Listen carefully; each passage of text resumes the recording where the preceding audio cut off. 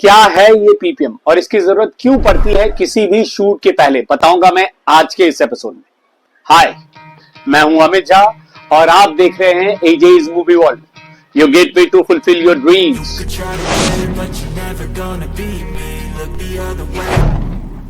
Film making के काम को टोटल 3 हिस्सों में डिवाइड किया गया है: प्री प्रोडक्शन, पोस्ट प्रोडक्शन और प्रोडक्शन।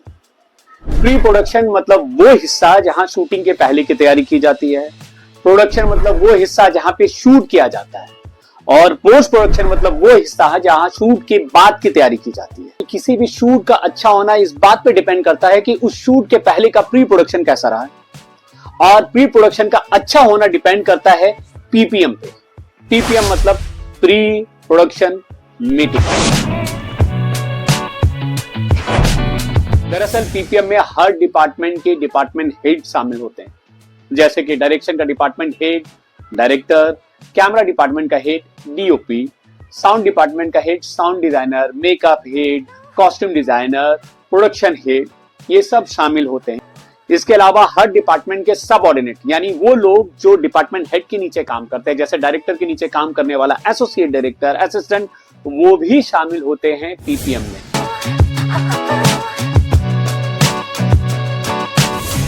पीपीएम के दौरान स्क्रिप्ट पढ़ा जाता है और डायरेक्टर अपने आइडियाज शेयर करते हैं बाकी डिपार्टमेंट से। अगर किसी सीन को डायरेक्टर अलग तरीके से शूट करना चाहते हैं तो उसे भी डिस्कस करते हैं पीपीएम के दौरान। एग्जाम्पल के तौर पे बताता हूं, अभी जो मैं पीपीएम कर रहा था उसमें मैंने एक सीन डिस्कस किया मेरे कैमरामैन से। बेसिकली वो सीन कुछ ऐसा था जिसमें एक लड़का लड़की को प्रपोज करता है एक पार्टी के दौरान गिटार बजाता हुआ। अब मैं चाहता था कि जब ये प्रपोज वाला सीन शूट करूं तो बाकी लोग उतने नोटिस ना हो इन दोनों के अलावा, क्योंकि मैं चाहता था कि ऑडियंस का दिमाग सिर्फ इन दो कैरेक्टर्स पे रहे। इसकी जब मैंने डिस्कशन की कैमरामैन से तो उन्होंने मुझे एक आइडिया दिया कि सर मैं ऐसा करता हूं कि जब आप ये सिचुएशन में जाएंगे और इस कैरेक्टर को उस सिचुएशन में डालेंगे तो मैं धीरे से बैकग्राउंड की लाइट डीम कर दूंगा और बैकग्राउंड में लगभग सभी कैरेक्टर्स डार्क हो जाएंगे और आपके मेन प्रोटैगनिस्ट यानी कि वो लवर जो गिटार बजा रहा है और दूसरी जिसे वो प्रपोज करने वाला है, ये दोनों ही मेनली दिखेंगे। इसके बाद काम आता है कॉस्ट्यूम डिजाइनर का। कॉस्ट्यूम डिजाइनर ने सजेस्ट किया कि वो इन दोनों कैरेक्टर्स को लाइट और ब्राइट कलर्स देंगे ताकि जब लाइट उन पे पड़े तो ये कैरेक्टर्स और भी हाईलाइट हो। और उन्होंने ये भी सजेशन दिया कि पीछे खड़े लगभग सभी बैकग्राउंड कैरेक्टर को डार्कर कलर दिया जाए ताकि लाइट जब उन पे पड़े तो वो बाउंस ना हो और वो थोड़ा डार्क ही दिखे। इसके बाद बाकी सब डिपार्टमेंट्स ने भी अपने अपने सजेशंस दिए ताकि इस सीन को और बेटर किया जा सके। फाइनली जो आउटकम निकलेगा इन सब मेहनतों के बाद, उसके लिए एक डायरेक्टर को कहा जाएगा कि उसने बहुत अच्छा शूट किया। लेकिन असली खेल पीपीएम के दौरान ही हो चुका था।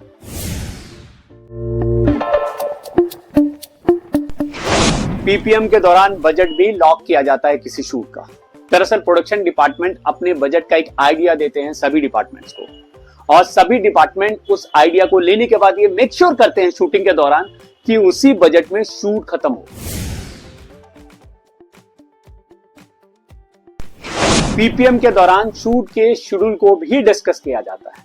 मतलब ये भी डिस्कस किया जाता है कि अगर शूटिंग में कोई चैलेंजेस आए तो उन्हें कैसे टैकल किया जाएगा शूटिंग के दौरान, प्लान ए प्लान बी बना करके। एग्जाम्पल के तौर पे अगर बारिश के दौरान मुझे किसी सीन को शूट करना है तो मैं क्या करूंगा। मान लीजिए वो सीन एक्सटीरियर में और उसी समय बारिश आ गया तो मैं क्या करूं। मैं उस समय प्लान बी पे जाऊंगा जिसका मैंने ऑलरेडी डिस्कशन कर लिया होगा पीपीएम के दौरान कि अगर बारिश बाहर होगी तो मैं ये प्लान बी के अकॉर्डिंग या अंदर के सीन करूंगा तब तक जब तक बारिश रुक नहीं जाती। इस तरह के ही 3-4 प्लान रेडी किए जाते हैं पीपीएम के दौरान ताकि जब इमरजेंसी में प्लान लागू हो सब कोई लूप में हो और कंफ्यूजन कम। पीपीएम के दौरान कैरेक्टर्स के लुक के ऊपर भी डिस्कशन की जाती है। कभी कभी कॉस्ट्यूम डिजाइनर्स पीपीएम के दौरान एक पीपीटी प्रेजेंट करते हैं जिसमें डिफरेंट कैरेक्टर्स के डिफरेंट लुक वो प्रपोज करते हैं डायरेक्टर के सामने। हालांकि लुक टेस्ट से रिलेटेड एक वीडियो मैंने ऑलरेडी बनाया हुआ, ये वीडियो जो आप देख रहे हैं, इस वीडियो में आप लुक टेस्ट से रिलेटेड और भी जानकारी ले सकते हैं।